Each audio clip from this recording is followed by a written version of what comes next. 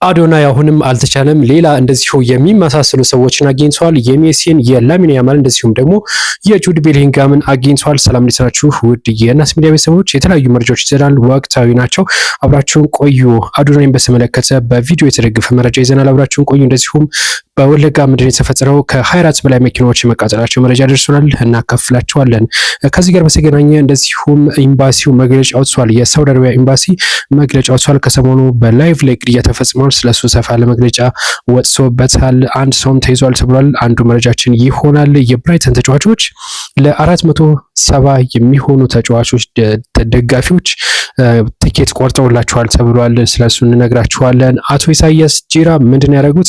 ብቻዬን ነው የምወዳደረው ከክልል የሚመጡትን አልፈልግም ሲሉ ሀሳባቸውን ሰጥተዋል። አንዱ ጉዳያችን ይሆናል። ታዬ ደንደዓ እስሩም እንደዚሁ ጸንቶባቸዋል ተብሏል። ፍርድ ቤቱ አጽድቆታል ተብሏል። እነዚህና በርካታ ጉዳይ ይዘናል። በመቀሌም እንደዚሁ ድሮን ጥቃት መድረሱ አሁን መረጃ ደርሶናል። እስከ መጨረሻው ተከታተሉን። ወደ መረጃ በቀዳሚነት የምንመለከተው የአዶናይን በተመለከተ ነው። አዶናይ እንግዲህ ጭር ሲል አይወድም ይሉታል ብዙዎች ማለት ነው። አሁን ደግሞ ሜሲን የሚመስል እንደዚሁም ጁድ ቤሊንግሃም እና ላሚን ያማልን ሶስቱን የሚመስል አግኝቻለሁ እያለ ነው የሚገኘው። ብዙዎች የሚተናገሩበት ነው። ቪዲዮዎቹ እንደምትመለከቷቸው ሶስቱም እንግዲህ ከየት እንደሰበሰባቸው አይታወቅም። ነገር ግን እነዚህን አድርጓል። አንደኛው በተለይ ሜሲን የሚመስለው ግን ከውጭ እንደመጣ ጭምር እየተነገረ የሚገኘው፣ ሁለቱ ግን ኢትዮጵያዊ እንደሆኑ ተረጋግጧል። በቅድሚያ የተገኘው ላሚን ያማል ነው። ቀጣይ ደግሞ እንግዲህ ጁድ ቤሊንግሃምን የሚመስለው እና ሜሲን የሚመስሉትን እነዚህ ሶስቱን ማግኘቱን ይፋ አድርጓል።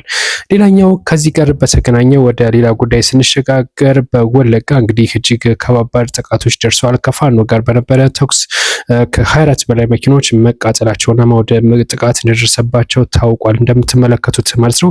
ይህ ጥቃት የደረሰው እንግዲህ በትናንትና ዕለት ነው። ውሎ ሙሉ እንግዲህ ጥቃት እንደደረሰባቸውም የተለያዩ ድምጾችም እየተሰሙ ነው የሚገኘው። ከዛ አካባቢ ምን ያክል ሰው ሞት የሚለው እስካሁን ግልጽ አልሆነም። ነገር ግን ከ10 በላይ እንደተማረኩ መረጃ ደርሶናል። በሻለቃ ደረጃም ያሉ ተማርኳል የተባለው በወለጋ እንግዲህ የወለጋ ፋኖች እንዳሉ ይታወቃል። ሲቀጥልም ደግሞ በዛ አካባቢ ያለ መከላከያ ልዩ ኃይልና ሌሎችም እንግዲህ የኦሮሚያ ክልል ጋር ባለው ግጭት ምክንያት ማለት ነው እርስ በርስ ባለው ግጭት ወለጋ ላይ በርካቶች ንጹሃን ይገደላሉ። ከዛ ጋር የመነጨ ነው ተብሎ እየተነገረ ነው የሚገኘው። ሰፋ ያለ እንግዲህ መረጃ በዚህ ጉዳይ የምንመለስበት ነው የሚሆነው። በቀጣይነት የምንመለከተው ከባንዲራ ጋር በተገናኘ የኢትዮጵያ ሰንደቅ ዓላማን በተመለከተ እንግዲህ የተለያዩ ሀሳቦች ወጥተዋል። ባንዲራው እንዲቀጥል ተወስኗል። በምክክር ኮሚሽን አንዱ ከተነሳው ጉዳዮች መካከል ባንዲራ ቋንቋ ነበሩ ማለት ነው። ነገር ግን አሁን ባንዲራ በዚሁ እንዲቀጥል ተወስኗል። እንደዚሁም ቋንቋን በተመለከተ 5 ቋንቋዎች ለፌዴራሉ መንግስት የስራ ቋንቋ ይሁኑ ተብሎ ተመርጦ ነበር። ነገር ግን ይህ እንዲቀጥል አማርኛ እንዲቀጥል ተወስኗል። ሌሎቹ 5 ቋንቋዎች አማርኛ፣ ትግርኛ፣ ሶማሊኛ፣ አፋርና እንደዚሁም ደግሞ ኦሮሞኛን ጨምሮ ማለት ነው። እነዚህ 5 ቋንቋዎች ግን ወደፊት ታይቶ ተብሏል። የምክክር ላይ ያሉት እንዲሁም ሌሎች ቋንቋዎች ይጨመሩ ሲሉ ሀሳብ ሰጥተዋል። ለምሳሌ እንደ ጋሞኛ፣ ወላይተኛ፣ አገውኛ ያሉትም እንዲገቡ ተብሏል ማለት ነው። ነገር ግን በቀጣይ እየታየ እንዲስተካከል ተብሎ ነው የታለፈው። የአዲስ አበባን ጉዳይ በቀጣይ የምናካፍላችሁ ይሆናል ምን እንደተወሰነ ማለት ነው። የብራይተን ተጫዋቾችን በተመለከተ ለ470 የሚሆኑ ደጋፊዎች እንግዲህ ትኬት ገዝተውላቸዋል ነው የተባለው።